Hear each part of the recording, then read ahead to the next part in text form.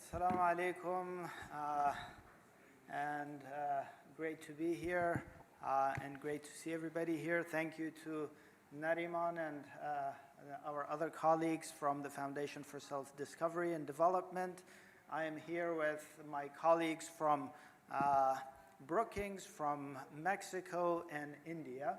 I'll try to discuss some of these things that Nariman mentioned, and I'll try to stick to the time frame that we have, and just create a conversation about how education systems function, what's working, what's not working, and how can we improve it. So I'll start with a personal story. It was, I think, 1996, so a long, long time ago. I did my bachelor's degree in chemistry. I did some work in the area of related to chemistry, and then I decided to become a teacher. This was in Jacksonville, Florida, in the United States. It was my first teaching job. I had no preparation as a teacher. Because I was a science major, they hired me very quickly and put me in a classroom.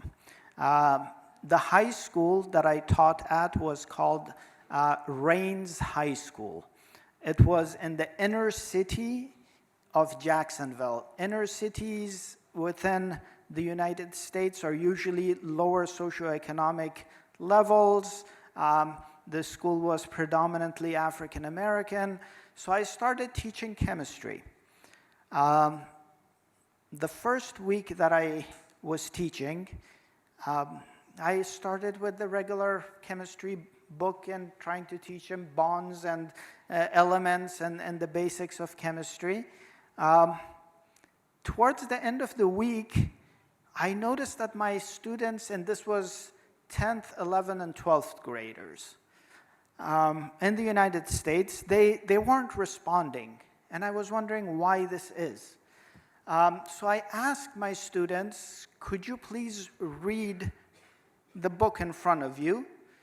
I've asked the first person, and she was very hesitant. I asked the next person, I got the same kind of response. So what I learned was that my students in Jacksonville, Florida, in the United States, and high school could not read. And I spent the next 6 months, and I've worked in war zones, I've worked in many different places over the last 20, 30 years, but those 6 months were the most difficult 6 months of my working life. I ended up having stomach issues. I had to get emergency medication because I was having such a difficult, stressful time trying to teach chemistry to a group of people that could not read or write and to no fault of their own. That's where my passion for changing education systems began. Not immediately. After that, I went to a couple of different schools, then I went and did some other things in chemistry, and then I started working in international development. And within international development, I saw the same problems. I saw that people could not, they were going to school, but they were not learning. And then I'll share another anecdote, and I'll get into some of the topics. Many, many years later, I went to a different school. It's called the Putney School in Vermont.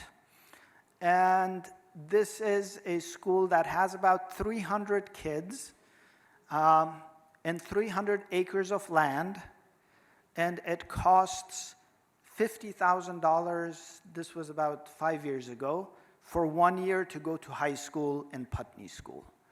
The students are thriving, they're doing excellent, they're learning, their curriculum is very loose and fluid.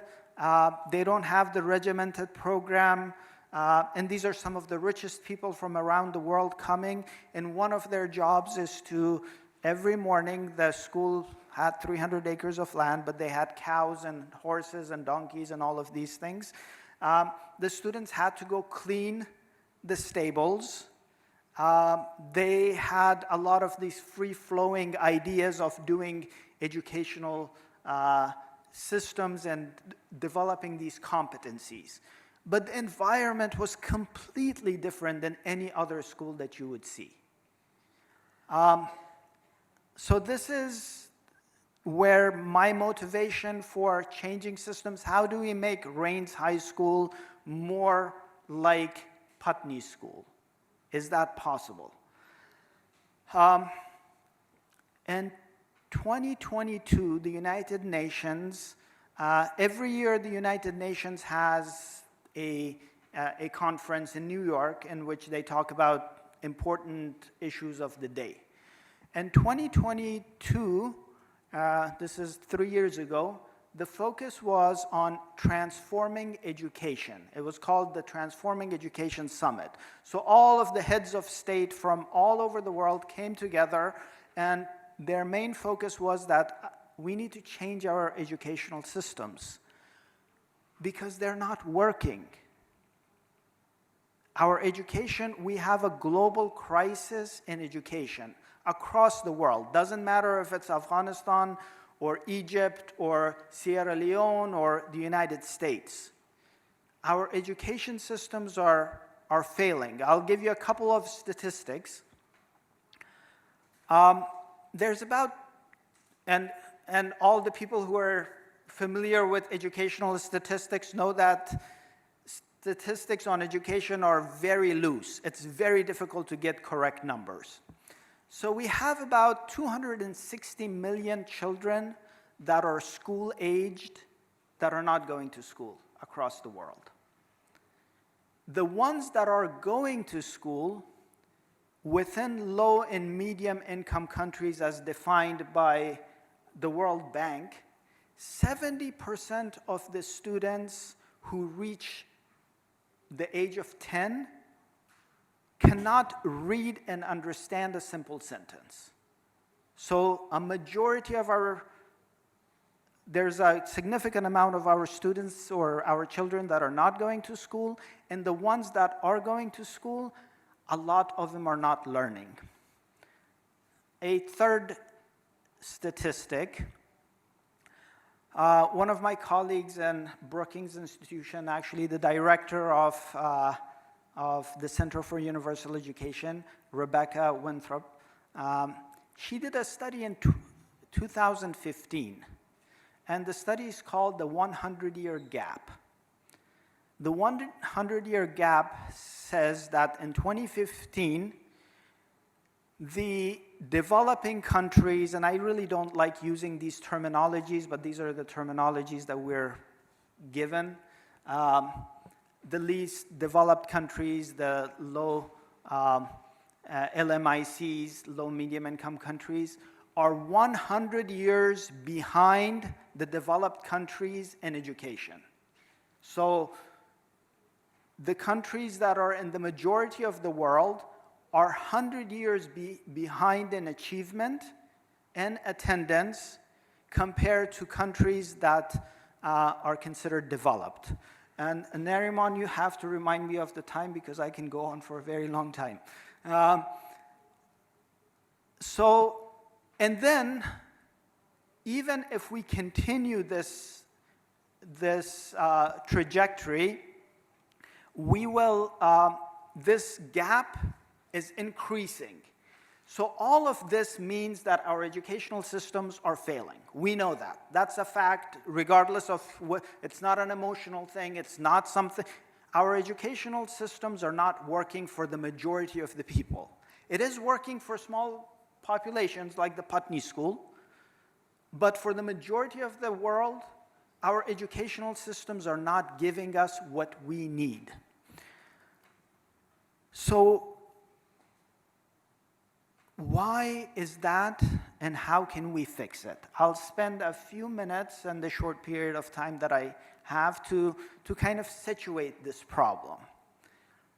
The first part of it is, if we want to tackle a problem, any problem, whether it's education, our lives, fixing a cabinet, you have to diagnose the problem and see where is the origin. And that's why the history of education is very, very important. Nowadays, when we talk about education, we usually mean this institution of schooling. That's become synonymous. But that's not the only education that takes place. Education takes place at home. It takes place at community-based centers. It takes place in the playground. It takes place in the masjid. It takes place in indigenous sites. It takes place in Tevet sites. And it does take place in schools as well. But the institution, I'm not talking about education, I'm talking about the institution of schooling. This is not a very long institution. The institution of schooling, the institution of nation states, the borders and everything else we have, the institution of factories are all kind of at the same time in history. I'll just mention maybe 3 things, because I like mentioning 3 things usually. It sticks with people. If you try to mention too many things, it goes away. Why did schooling as an institution change the way education took place? Because education has taken place since humanity began. Education did not begin with schooling. And we have contributions from Mexico to India to Egypt to everywhere in the world that predates modern schooling, and those contributions are more important, usually in many ways, because they were foundations than the contributions we have gotten out of schooling. Schooling has given us tremendous contributions as well, don't get me wrong. Schooling started because, one, in Europe, schooling began in Europe. It began in Perugia and which is part of Austria and Germany and these places, because of the Protestant Revolution. It also, this was the time of the Enlightenment. And this was the time when forward a little bit, nation states also began, and people started working. There was needs for different things. So this institution used what was existing to create something new to meet those challenges. And for the last 200 years, it has given us a lot of advancements. It has shown a lot of development in the world. But as we see, we need another transformation for this to continue to be something that works for us. Right now, we are facing what's called polycrises, multiple crises in the global world. From the political, we are in the Middle East, and to take a cue from our earlier conversation, there's a tremendous conflict that's going on in the world. We have a genocide that's taken place next door. We have wars that are taking place in different parts of the world. The world is moving from a one superpower or 2 superpowers to a multi-layered power structure. Our economies are changing. We saw that AI was big. Artificial intelligence is one of the biggest developments in our recent history. It's going to change everything. We have climate crises. I just read an article that Kabul, Afghanistan might become the first modern city to run out of water because of climate change, of population change, and all of these things. Our workforce needs are changing as well. We cannot train people for jobs that will not exist in the same way that we have done in the last 20 years or so, in the last 200 years. So we need to change. And we have been trying to change, but it hasn't been very effective. We have spent billions and billions, if not trillions of dollars globally in the last 3 decades to improve our educational systems. And we're still seeing these numbers that I talked about earlier. People are not learning, we're not really meeting our needs. Just myself and my career, I have been on, if I try to add really quickly, on projects that totaled between $800 million to $1 billion that were specifically designed to improve teaching and learning in classrooms. And the majority of them are very similar. We were talking earlier about the teacher standards project that USAID did in Egypt. I was in charge of setting up teaching standards for Afghanistan by USAID, a 5-year project, in 2010 minutes, good. In 2007, I believe. So it's a lot of the similar projects that are just kind of floating around. I was part of a teacher preparation program that tried to introduce teacher competencies and get teachers to use active pedagogies. That project was combined $300 million over a span of 7 years. The majority of classrooms that we interacted with didn't change. We spent $300 million, a lot of energy, a lot of effort. Things didn't change. Why is that? And this is not just my experience. As I said, this is what the United Nations focus was. Why is that the case? There's multiple reasons, and I don't pretend that I have the right answer. But one part of this answer, I think, is that our reforms, especially to focus in on pedagogy and changing classroom practice, they have to be relevant. They have to